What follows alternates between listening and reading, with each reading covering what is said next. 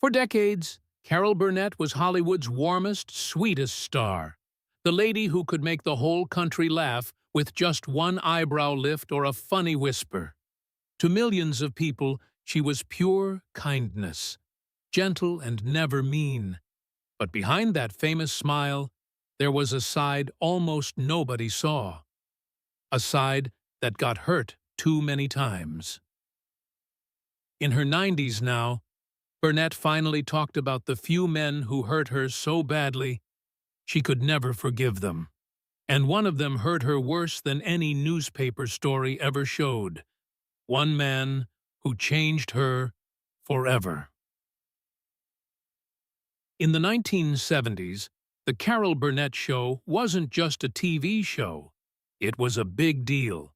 Every Saturday night, families sat together in the living room to watch Carol and her cast make America laugh.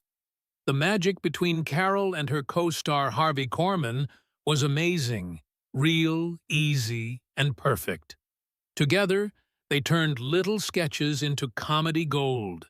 Everybody loved watching them. She was the heart of the show, he was the funny, sharp part, and their timing was perfect.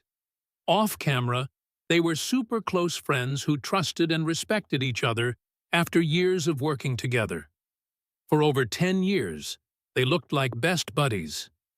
But behind the happy picture, trouble was starting. By 1974, the show was in season 7, getting huge ratings and winning awards.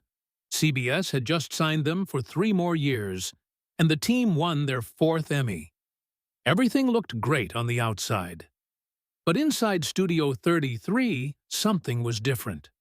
Harvey, the funny, charming guy everyone loved, started acting distant. Costume designer Bob Mackie saw it up close and later said Harvey got grumpy and snapped over tiny stuff. You could tell something was bothering him bad. A lot of people thought it was jealousy. Carol was becoming way more famous than him. Even though Harvey was super important, everyone called it The Carol Burnett Show, her show. And that really, nobody made a sound. Bob Mackie wrote in his book, "You really could have heard a microphone drop." Harvey's face went white. Then, without saying anything else, he walked off the set. Nobody went after him.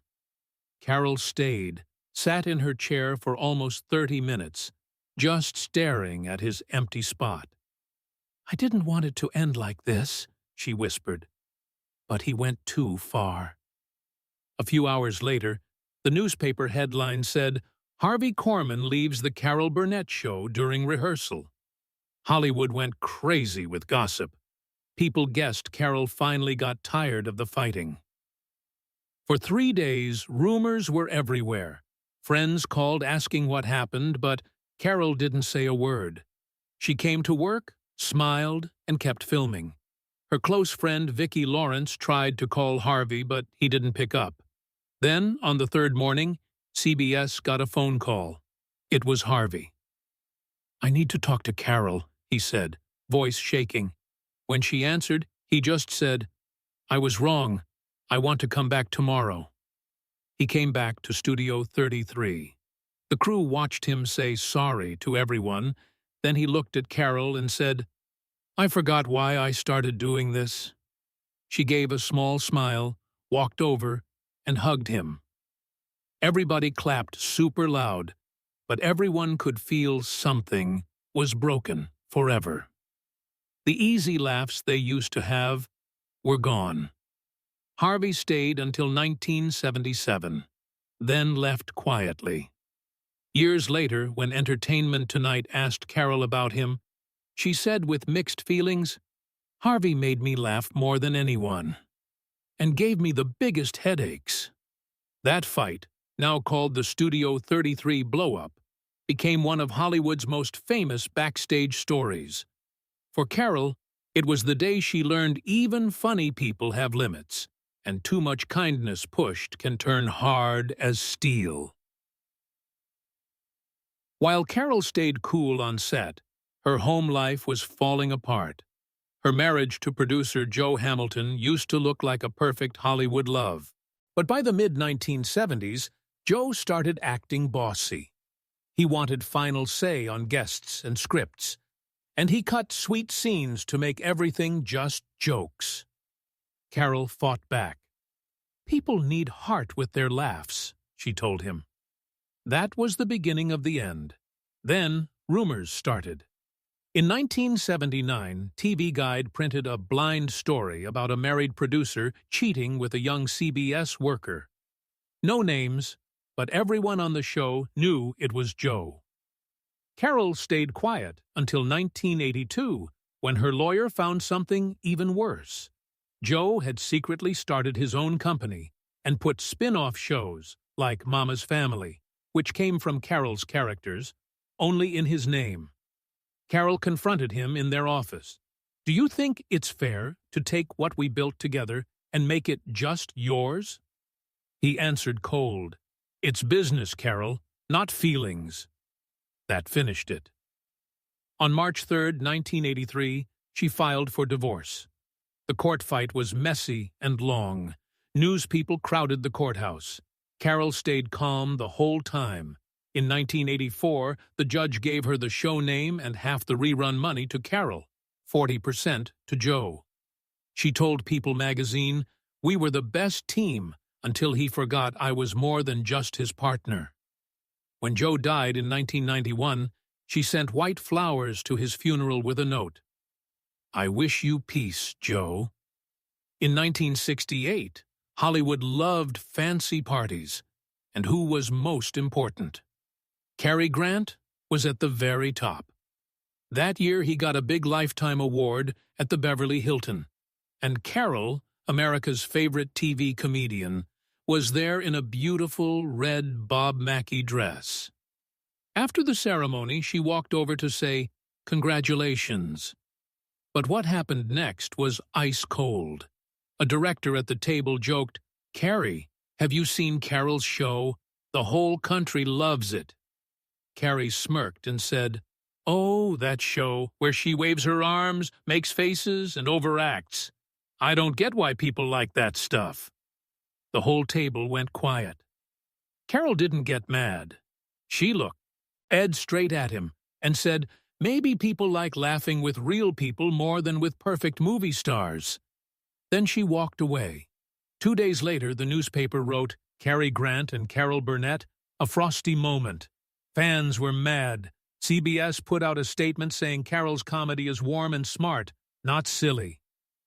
Cary told Variety he liked fancy European-style humor better. Everyone knew that was another dig at her. They stayed mad for years. In 1970, a studio wanted them to star together in a musical. Carol said no because of scheduling. Really, she told friends, "I won't work with someone who looks down on women's comedy."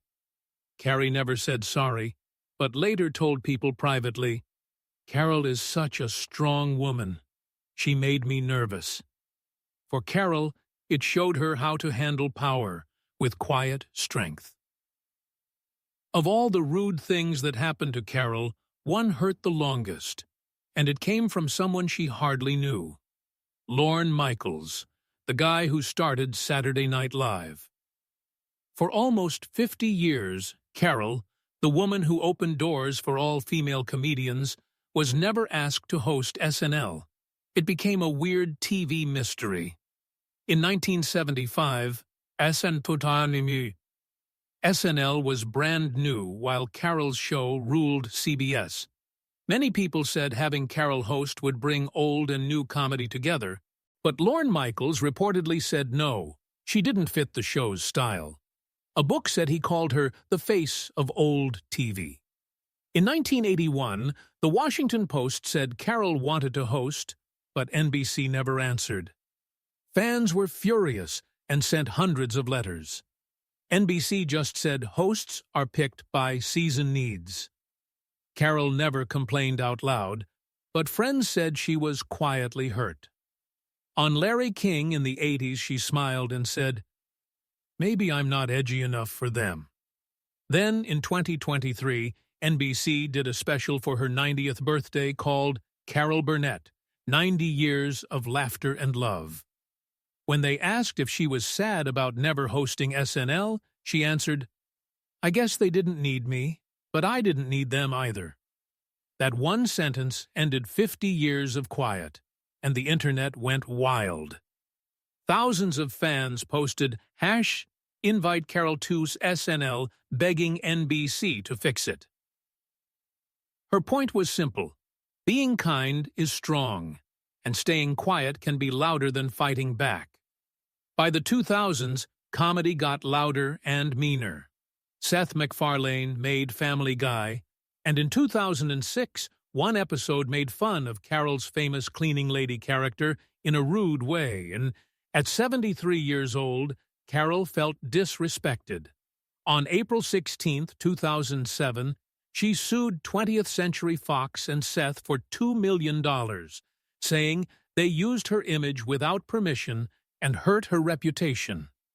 In a video, she said, "I'm not doing this for money. I just want people to remember some characters belong to the audience's hearts." The case was big news. People argued if jokes can go too far. In July 2007, the judge threw it out because of fair use, but Carol still won with the public.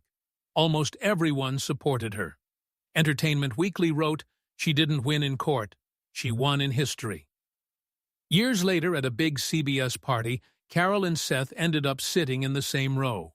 When the camera showed the crowd, Seth nodded at her. Carol didn't nod back. She just smiled and clapped with the music.